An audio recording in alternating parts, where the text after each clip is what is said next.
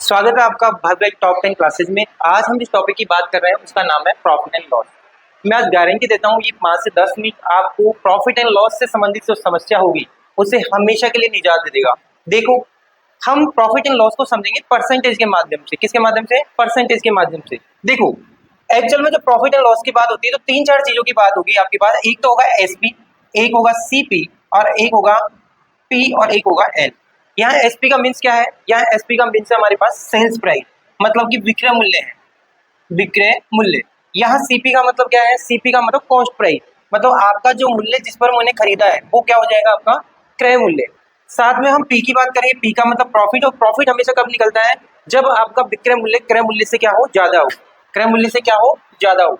जैसे कि एसपी हमेशा ग्रेटर देन होगा, किससे होगा? सीपी से। तो आपके पास जो निकलेगा वो क्या निकलेगा आपके पास?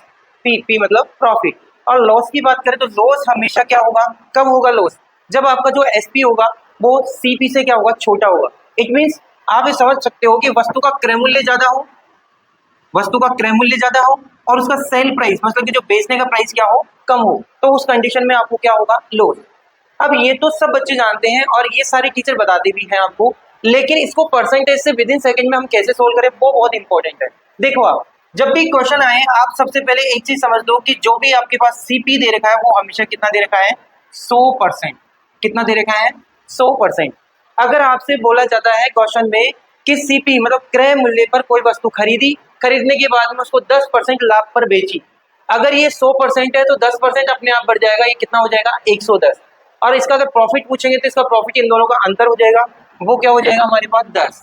और लॉस होगा नहीं, क्योंकि हमारे पास जिस वस्तु को हमने 100 पे खरीदा है उसको अगर 10% लाभ पर बेचा है तो उस पर हमेशा क्या होगा? हमारे पास प्रॉफिट होगा।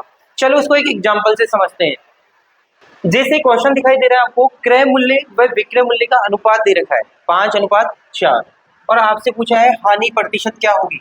अगर इस क्वेश्चन को ध्यान से देखोगे तो आपको समझ में आ रहा है कि यहाँ पहले क्या लिखा हुआ है? क्रय मूल्य। इसका मतलब ये क्या हो गया हमारे पास? सीपी। क्या हो गया? सीपी। दूसरा क्या दे रखा है? विक्रय मूल्य। विक्रय मूल्य का मतलब हो गया, ये क्या हो गया? एसपी। आपको पता है कि अगर सीपी बड़ा हो अगर किससे? एसपी से, तो उस कंडीशन में हमें क्या होगा? लॉस। क्या होगा? लॉस। बताओ इसमें लॉस कितने का होगा? 1 का। तो हम देखो डायरेक्ट कर सकते हैं क्योंकि हमको हानि प्रतिशत पूछा है, और हानि प्रतिशत के लिए हम डायरेक्ट क्या कर सकते हैं? हानि प्रतिशत के लिए हम लिख सकते हैं लॉस डिवाइड बाई सीपी, क्योंकि जब भी प्रॉफिट और लॉस की जब भी बात करेंगे वो हमेशा और हमेशा किस पर बात होगी? सीपी पर। तो सीपी, और क्योंकि परसेंटेज निकालना है तो किससे मल्टीप्लाई कर देंगे? 100 से। हमने कुछ भी नहीं किया, केवल और केवल इसको समझा है। यहाँ सीपी और एसपी हो गया, इन दोनों का जो अंतर होगा वो लॉस होगा। इट मीन्स लॉस क्या है? 1। सीपी कितना है हमारे पास? 5 मल्टीप्लाई बाई 100, और हम डायरेक्ट आंसर लिख सकते हैं इसका कितना है? 20%। बताओ कितना आसान है। इसके बाद में एक और एग्जाम्पल लेते हैं, हम देखते हैं।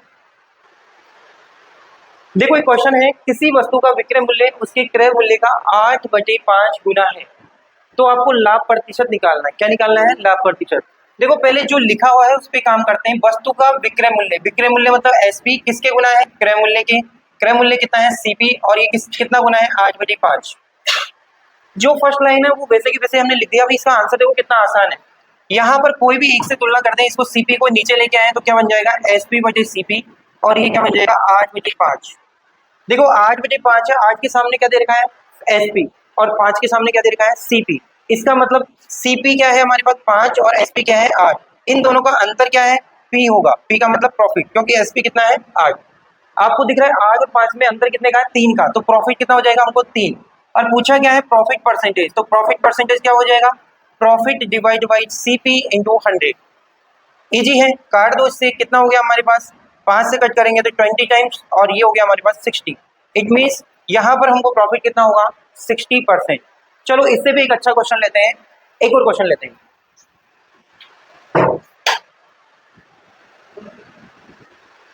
देखो एक अगला क्वेश्चन लिया है अपन ने, ये वाला।